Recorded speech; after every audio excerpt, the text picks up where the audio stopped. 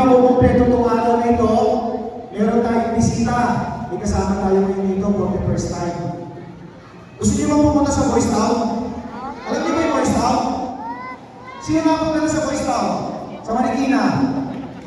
Napunta ka na, Tigsay? Gusto mo bumalik? Ayaw mo. Kasi Tigsay, galing Boys Town yan. Ngayon, kasama natin, kasi para po sa kalaman ng lahat, meron po tayong kaaralan doon, yung Valeriano Pogoso Elementary. Yun sa piling po yun ng siyudad ng Manila.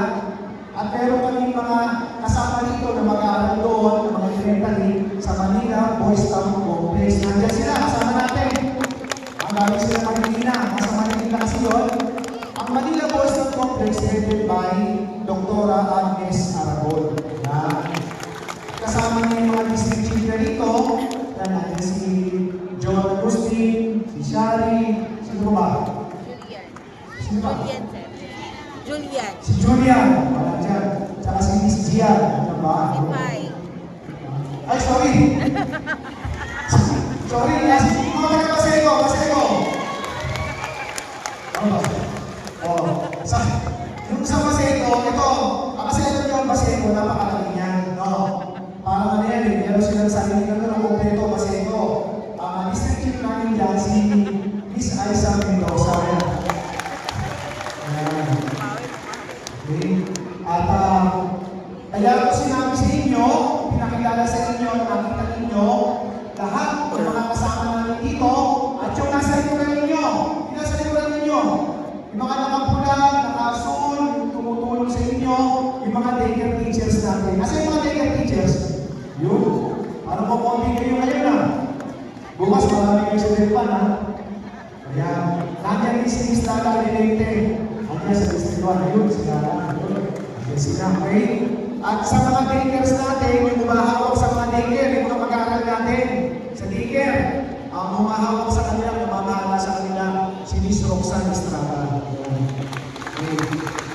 At muli, tandaan ninyo, itong programa namin, simula pa lang ito, no? Simula pa lang. Nakaraan, narito rin kami. Mga ilang buwan na lumipas, nagbigay kami ng Capital Assistance Program. Yung Capital Assistance Program, pinamigay namin yun sa bawat distrito rin. Sa mga katulad ninyo ng mga solo parent, ibang narinito, yung mayroong anak ng PWD, mga senior, konting puhunan. Konting puhunan yun ay pinamimigay namin para sa inyo. Para sa inyo, na meron kayong masimulan. Pero ito, iba to. Ito tulong namin sa anak ninyo. Pag mamaya, pagbigay namin ito, pagbigay namin sa inyo, binigyan na namin yung mga anak niyo. Pumunta kayo sa school supplies, sa pinakamalapit na Jollibee. Biro lang ang mga punta kayo, binigyan na namin yung mga anak ninyo. Okay? At pagka nagbigay kami ng Capital Assistance Program, punta kayo sa mga district office, hanapin niyo yung mga tinawag kong tao kanina. Baka qualified kayo sa Capital Assistance Program. Pwede yun. Pwede kayo sa Capital Assistance Program. Baka kwalipikado kayo, masama din kayo. Sayang lahat ng oportunidad na makatutulong sa pagtaas ng pamumuhay ninyo, kuhanin ninyo at maging interesado kayo. Okay? At tandaan ninyo, lalo sa mga kababayan natin sa District 1, tsaka sa District 2 sa Pundo, sa Pasego, kailangan ito. Alam naman natin, yung mga kababayan natin doon hindi naman masyado nakakaangat sa buhay. Diba? Sino mga taga-District 2 dito? Taas ang kamay, District 2. Yan, mga kalugar ko yan Dami nyo kasama pa lahat kayo Okay, District 1. Okay? Yun lang. At papakiusan ko lagi sa inyo, sana yung mga anak ninyo, ingatan ninyo, alagaan ninyo, tandaan ninyo higit pa sa eskwelahan ang papel ng mga magulang. Kung ano yung sinasabi nyo, yun ang magiging hininga. Yun ang magiging hininga ng mga anak ninyo sa mga darating na panahon. Kung ano kayo ngayon at kung ano yung tinuturo nyo sa mga anak ninyo, yun ang mga anak ninyo sa darating na panahon. Kaya kung maganda, ayos yun. Pagkapangit, hindi ayos yun.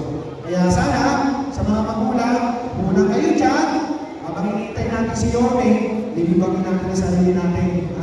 Muli, po ng Manila Department of Social Welfare. Nakakaasa po kayo sa amin. Ang MTSW ay maglilingkod po sa inyo. Magandang umaga at maraming salamat.